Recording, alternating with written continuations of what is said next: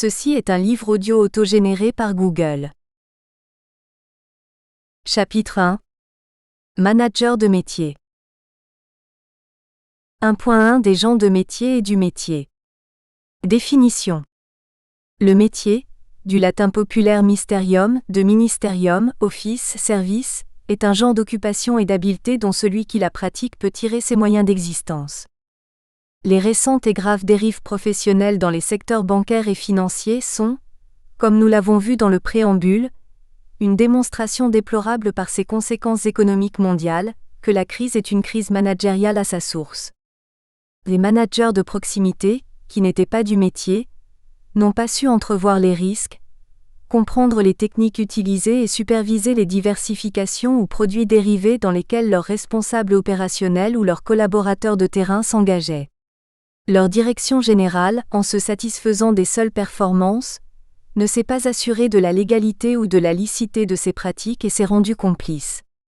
Cette crise que nous vivons depuis septembre 2008 en France est donc issue d'une crise managériale.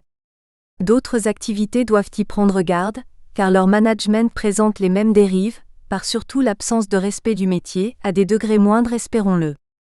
La leçon à tirer fait surtout retenir qu'au poste de responsable de proximité, il faut des gens du métier et non des managers qui méconnaissent le travail de leurs collaborateurs.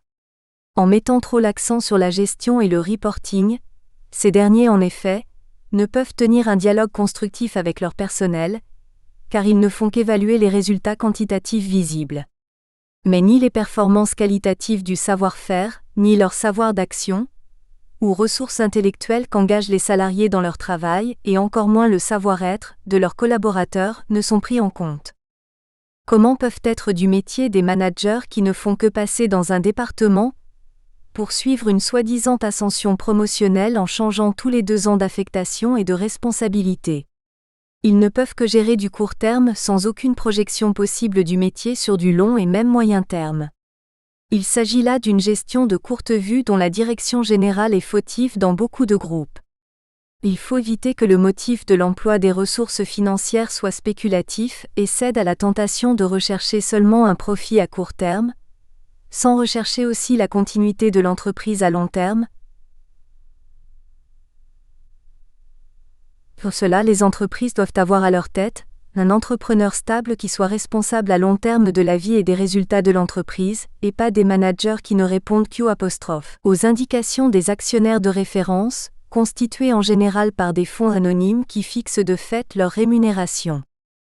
Par ailleurs, travailler c'est coopérer dans un milieu social, qui est un ensemble de règles de travail, de savoir-faire et de codes déontologiques qui expriment une conscience professionnelle, qui se transmettent à l'intérieur du métier et par des gens de métier qui sont les seuls à posséder l'autorité pour le faire.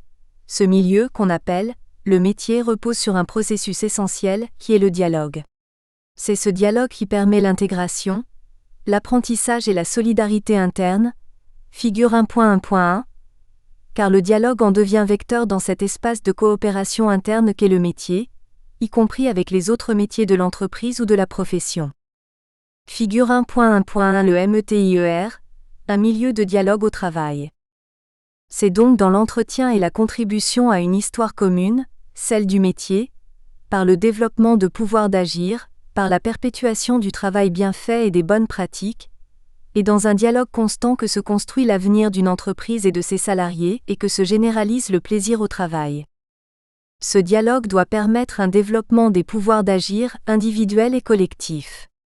Suivant les réflexions d'Yves Clos, enseignant-chercheur au CNAM, ces pouvoirs d'agir sont source d'énergie par le fruit direct du dialogue qu'est le sens, et sont source d'économie par l'efficience issue du dynamisme de l'action, en considérant tous les pourquoi qui poussent à agir, figure 1.1.2.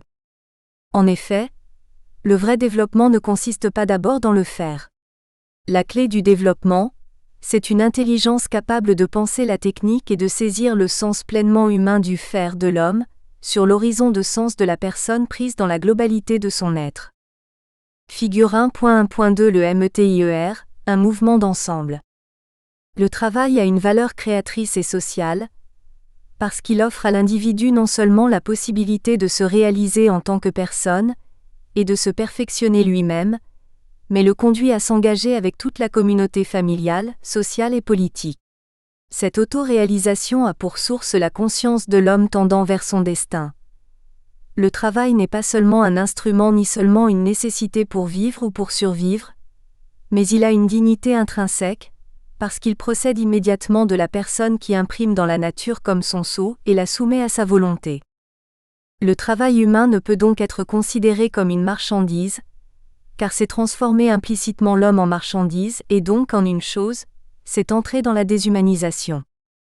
Des enseignants-chercheurs comme Christophe Dejour, professeur au CNAM et directeur du laboratoire de psychologie du travail, nous avaient pourtant alertés sur la déstructuration effrayante du monde de l'entreprise par un nouveau management, véritable déni de l'intelligence au travail. Au poste de responsabilité se retrouvent donc aujourd'hui, non plus des gens de métier, mais des managers qui méconnaissent le travail.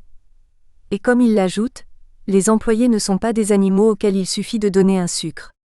C'est-à-dire un salaire, mais aussi la reconnaissance de la qualité de leur travail. Et comment le faire sinon en entretenant un dialogue continu et en perfectionnant le management de proximité? Cela nécessite que les managers de proximité soient davantage formés aux sciences humaines, à la psychologie et la sociologie du travail, qu'ils aient du métier, qu'ils soient des managers de métier. La mission primordiale de ce métier de manager consiste à animer, coordonner, influencer le fonctionnement d'un collectif pour produire des performances et des résultats. Le manager doit avoir envie de s'occuper des personnes, de se frotter au collectif. C'est un investissement personnel fort dans les relations, dans la maintenance d'un bon climat social et dans le développement de la confiance qui seul permet à une société humaine de se développer. Le manager doit posséder son métier en profondeur et doit contribuer au changement même modeste de l'organisation du travail. Il doit promouvoir la confiance mutuelle. Il doit adopter dans toutes ses décisions des finalités qui marient l'intérêt individuel légitime, l'intérêt de l'entreprise et le service du client ultime, c'est-à-dire de l'intérêt général, l'ensemble définissant le bien commun, destination universelle et transcendante des efforts de progrès et de développement de l'homme, dépassant ainsi la simple logique marchande. Fasse le ciel que chacun exerce le métier qu'il connaît. Aristophane. 1.2 La prise en compte des verrous du management. Définition. Les stratégies de défense désignent le mécanisme de protection contre la souffrance psychique qui est engendrée par les effets délétères de l'organisation et des conditions de travail sur la santé mentale de l'homme au travail. Il ne s'agit pas de remettre en cause les principes du management contemporain, figure 1.2.1, basé sur l'individualisation et la responsabilisation des salariés qui valorise la performance, avec un travail enrichi, libre et autonome, dans lequel l'individu s'efforce de s'investir à fond et de dépasser ses limites.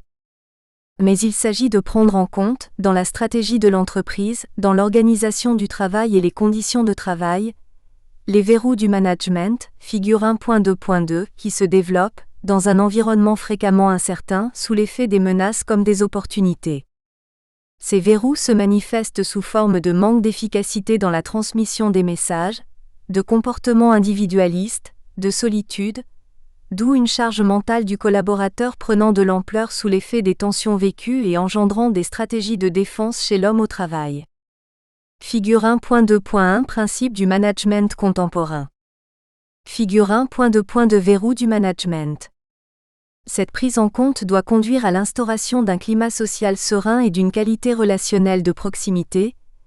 Figure 1.2.3 Adapté aux situations comme aux collaborateurs et établi sur la confiance dans le soutien des managers de proximité. Ce climat social et ce contexte relationnel résultent d'actions de prévention préétablies. Figure 1.2.3 Climat social et contexte relationnel. Ces actions ont pour objectif une anticipation des risques suffisamment précoce, afin d'éviter des dérives qui ne peuvent plus être freinées, et d'anticiper la gestation des stratégies de défense contre une souffrance au travail. Ces actions sont d'autant plus essentielles que l'économie de l'équilibration souffrance-défense suppose la mobilisation de toute la personnalité. Ce n'est pas un mécanisme.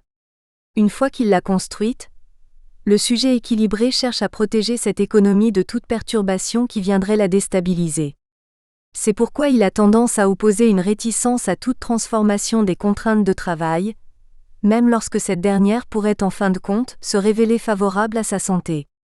On peut dire des stratégies de défense qu'elles sont un composant essentiel de ce que les spécialistes du travail appellent résistance au changement. Mais les conséquences paradoxales des défenses vont plus loin. Toutes les stratégies individuelles ou collectives de défense contre la souffrance au travail ont en commun d'être vectorisées vers la formation d'un déni, impliquant un rétrécissement de la capacité de penser, une impossibilité à formuler un jugement de vérité sur la réalité. Comme un moyen d'engourdir le sens moral, les stratégies de défense protègent le sujet contre la maladie mentale, mais peuvent être un obstacle majeur à l'action individuelle et collective en faveur de l'amélioration du rapport sujet-travail. Seul un dialogue permet de libérer le collaborateur enfermé dans ces stratégies de défense et de faire ressurgir la vérité. L'intelligence doit vivifier l'action. Sans elle, l'action est vaine, mais sans action, l'intelligence est stérile. Roger Martin Dugard. Rien n'est permanent sauf le changement. HERACLITE. 1.3 La maîtrise des risques propres au métier. Définition. La prise de risque désigne le fait de s'engager dans un comportement ou de prendre une décision à risque. On entend par comportement à risque une action ou une absence d'action associée à une probabilité non nulle d'événements non souhaités. La prise de risque implique de la part de l'acteur une perception consciente, même inexacte, des probabilités d'événements non souhaités associés au comportement à risque ainsi qu'une estimation de la gravité de ces événements. La prise de risque survient lorsque la désirabilité de l'alternative risquée, le bénéfice espéré, est supérieure au coût de ce comportement. La prise de risque associée au comportement délictueux nécessite que tout passage à l'acte entraîne une sanction dans le but de sensibiliser à l'infraction aux règles. La menace est un présage, un indice d'un danger ou d'une nuisance potentielle au travers d'un rapport de force inégal pouvant porter préjudice. La prise de risque étant le propre d'entreprendre, vocation des hommes d'entreprise, la connaissance des risques du métier est essentielle dans la compétence des managers de proximité. Ces derniers doivent, pour chaque tâche confiée à leurs collaborateurs, être capables d'anticiper le contexte de dangerosité, les sources de sinistres ou d'accidents, les scénarios d'incidents ou de dommages potentiels, les litiges potentiels avec les clients, la survenance d'une crise. Ils doivent être capables de présenter à leurs salariés les points sensibles spécifiques à l'intervention et la vulnérabilité de l'entreprise dans la mission. Ils doivent pouvoir déceler les signaux faibles ou précurseurs qui avertissent d'un début de souffrance au travail. Tout cela reposant une fois encore sur la qualité du dialogue. Les managers doivent connaître les contextes d'assurance, les actions de prévention, la doctrine métier et la défense juridique ou réglementaire appropriée à chaque type de risque. Il s'agit d'un sujet complexe et diversifié, figure 1.3.1, pour lequel les managers doivent savoir se faire assister à bon escient. Les manquements à cette maîtrise conduisent inéluctablement à des situations catastrophiques pour l'entreprise et difficilement corrigibles, si des scénarios de crise n'ont pas été anticipés et préparés. Figure 1.3.1 Contexte des différents types de risques. Par ailleurs, il faut régulièrement analyser les forces concurrentielles agissant sur la profession de l'entreprise et les métiers pratiqués, qui se traduisent en menaces plus ou moins sérieuses dont l'évolution est à anticiper, comme dans l'exemple d'un métier avec un nombre de concurrents limité, figure 1.3.2. L'impact de ces menaces peut être très variable suivant la concurrence, son nombre ou sa capacité d'anticipation de la menace. C'est donc bien de la qualité relationnelle des managers, de leur maîtrise des risques propres au métier et des menaces spécifiques qui pèsent sur le métier, dont dépendent la survie de l'entreprise et la transformation de la souffrance inhérente au travail en plaisir au travail. Les grandes choses ne se font pas sans grand danger. Hérodote. Il y a toujours des risques à avancer, mais les pertes qui peuvent résulter de l'inaction doivent être comparées aux dangers de l'action. Il en ressort généralement qu'il est plus périlleux de rester immobile. General Lee. Figure 1.3.2 Menace des forces concurrentielles. 1.4 L'instauration d'un climat de confiance. Définition. La confiance, du latin confidentia, est le sentiment de celui qui se fie, s'en remet à quelqu'un ou quelque chose et se transforme en sentiment d'assurance, de sécurité, exempt de toute crainte. Il faut avoir conscience que travailler n'a une fin en soi qu'en combinant trois puissances de pensée et d'action. Communiquer, coopérer et engendrer des performances, figure 1.4.1. D'une part, la coopération, c'est-à-dire le partage du même métier, nécessite l'instauration d'un climat de confiance, et d'autre part la communication, indispensable pour donner du sens, nécessite un engagement d'éthique au travail. Ces deux passages obligés dans l'élaboration des conditions de travail, étant conditionnés par le dialogue ou communication intercompréhensive. Car la communication intercompréhensive est désormais au cœur des processus de coopération et se substitue, en tendance, aux coopérations manuelles et ou simplement organisationnelles et fonctionnelles. Et comment mettre les conditions de cette communication intercompréhensive, ou dialogue sans confiance réciproque? Lorsqu'il est fondé sur une confiance réciproque, le métier est l'institution économique qui permet aux personnes d'échanger, en tant qu'agents économiques utilisant le contrat de travail pour régler leurs relations, un travail efficace et rentable contre une juste rémunération. Le travail est soumis au principe de la justice sociale qui règle justement les... Nous espérons que vous avez apprécié cet aperçu. Pour continuer à écouter ce livre audio sur Google Play Livres, utilisez le lien dans la description de la vidéo.